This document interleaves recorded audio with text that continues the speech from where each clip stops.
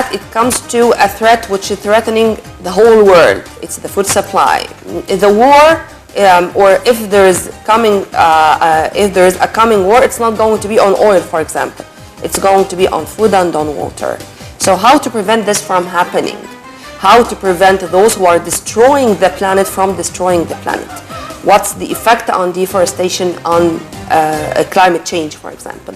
Fortunately, we do have an expert who is going to tell us more about this issue and about the steps taken by the big powers, and all the world should cooperate to achieve this, to protect planet Earth, because this is our home, whether we are a developed country or developing one. So we do have Professor Dr. Hala Yusri, Head of the Social Studies Department, Desert Research Center. Thank you very much for being with us, ma'am, and have a very good day first. My pleasure, dear.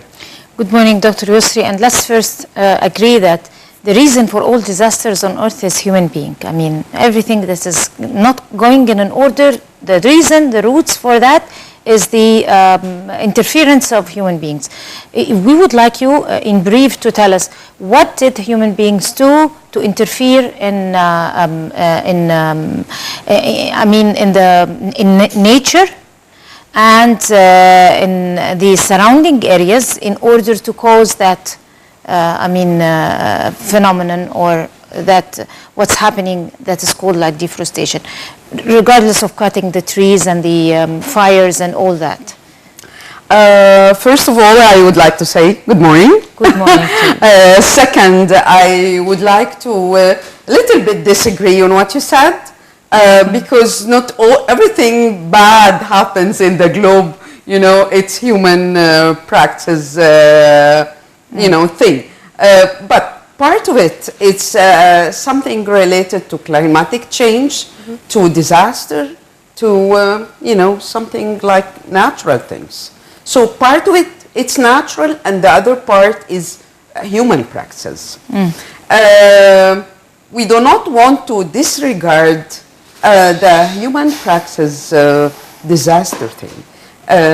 They are doing, sometimes they are victim in these disasters, and sometimes they are forced to do that. Like they do not have any other choice, like if you go to the desert areas and you see women collecting shrubs from the ground, just a source of fuel, you would say, well, these women are exposing the top part of the soil, which is the richest. Yes, which is the richest, to wind erosion. So she is forced to do that. She doesn't have any other option. If she has a alternative of solar ovens or any other kind of fuel to use at home, she will never do that.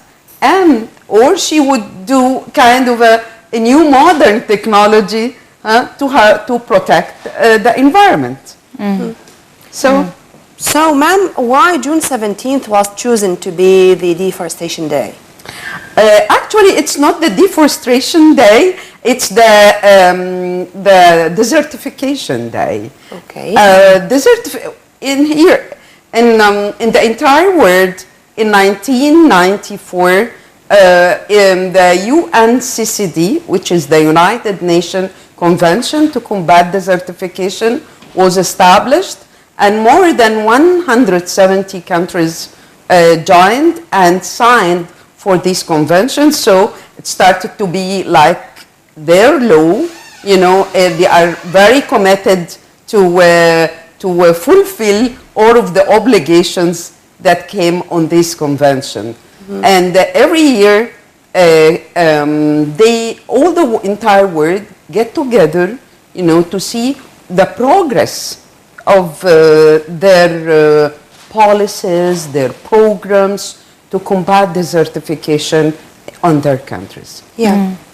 You were talking about the reason or the origin for problems on Earth. Yes. You said that there are natural elements that destroy the environment, and there is the human part. Yes. Well, we know that there are many other elements that are releasing, like the acid rain and all this. Yes. And something that would immediately affect into other disasters, like the floods and the avalanches and everything. So if you would like to also mention, in order to be fair between nature and human beings, the natural elements. Sure, that's really fair. Actually, a scarcity of rain, you know, due to climatic change is one of the disasters. Climatic change is very crazy. Like in some parts, it has floods, and like in Vietnam and eastern, southern part of Asia, you know, it's crazy. Bangladesh and all these parts of the world, there is a lot of floods, and thousands of people are killed, you know, due to floods. In other areas, you can find drought. In other area, you know, it's crazy. High temperature, there is no real actual measure and vision on how this climatic change will affect human activities and human worlds. But also the climatic change is a result of the human interference, because That's- they change in the balance of the gases. I mean, one gas is much more when they eradicate or cut the trees, it becomes much more than the other gases. The Carbon equation. emission. That's true. And most of this disaster thing, that it's coming from the developed countries, where they have a lot of industrial activities, when they have a lot of CO2 emission, carbon dioxide, that also affects the climatic change. That's why all the developing countries are pressuring on the developed countries, especially USA, you know, where they are not committed to Dr. Hannah, I'm a little bit confused here. Sure. Climate change is the one affecting or causing deforestation or desertification, or it's vice versa? It's both. This is a very good point to start with. Actually, climatic change, with the different reaction of it, like as we said, flooding in some parts and drought in other parts. It's, you know, this is versus this. So you cannot say that it's just one trend, like all flooding or all high temperature or all low temperature in different countries. No, it's different. And the climatic change, you know, affects the desertification, because, you know, you can see the desertification, to start with, is the deterioration of land. What does it mean? The deterioration of land, that it had the plantation cover, it's disappeared. It has like the production of crops, it's decreasing. Why is that?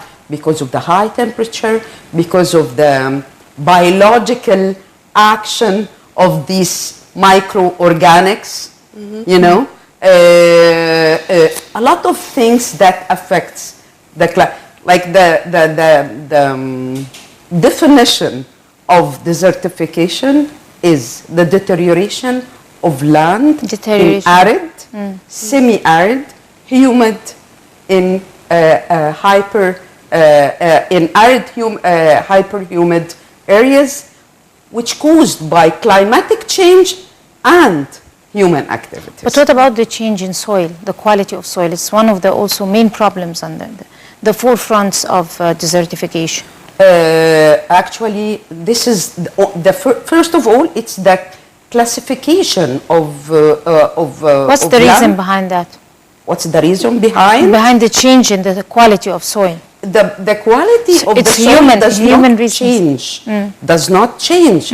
But the fertility of soil. The fertility is right. This is what I'm talking about. Yes. It's human element. Yes. Actually, if you there is a lot of plantation is taking place, and you exhaust the soil by planting once and twice and 3 times a year. This is exhausting.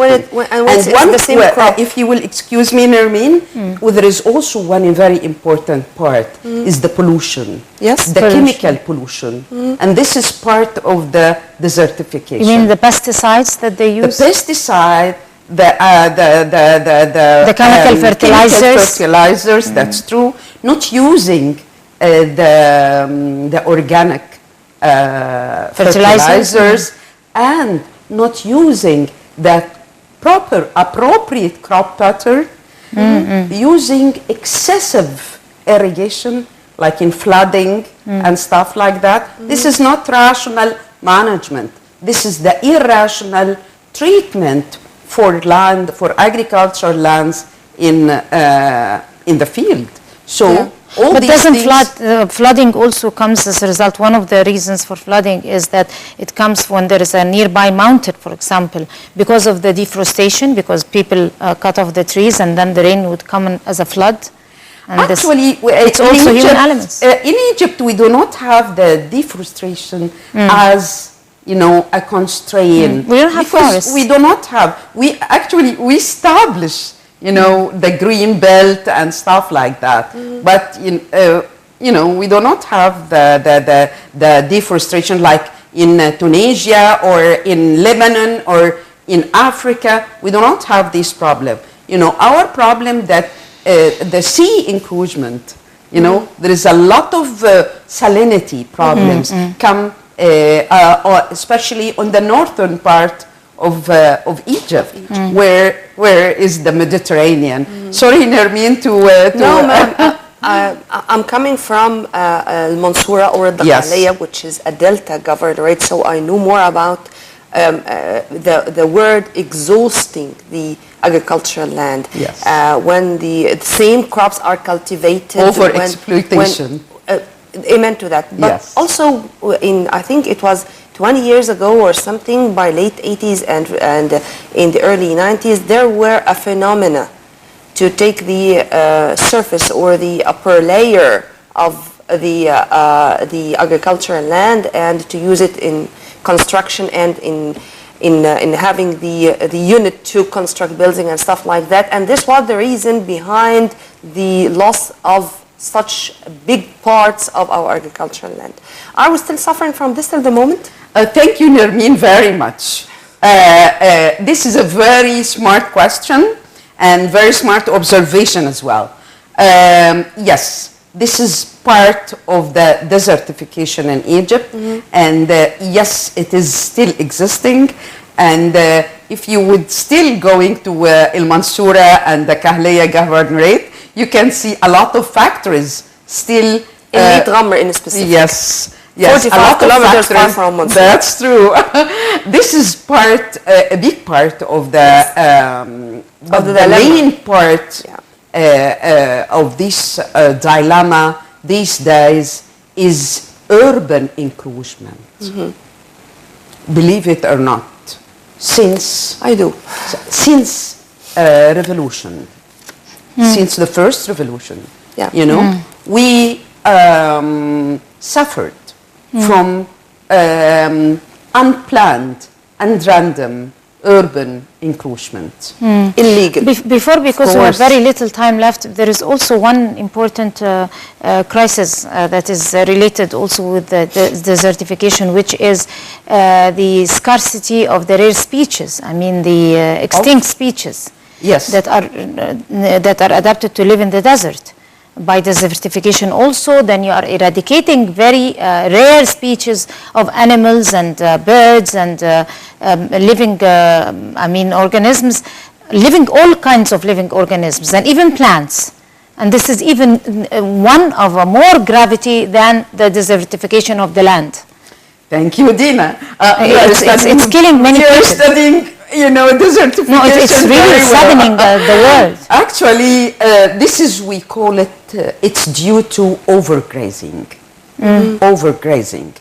At the desert areas, there is a lot of Bedouins. And their main activity is grazing. And when they get some more money, they buy new sheep. So this is the only thing they are doing, and they believe that they cannot do anything but grazing. So there is a disappearance of a lot of plantation. That's why there are 3 important conventions around the world. UNCCD, which is the United Nations Convention to Combat Desertification. Okay. CBD, it's the Convention of the Biodiversity.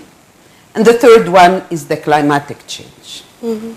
We still have the 3 conventions, but we are trying to do the kind of synergy. So, because it's related reasons and solutions, approaches. So, this is very related to each other. And from the developmental part, we have the Sustainable Development Goals, which was established in New York last September.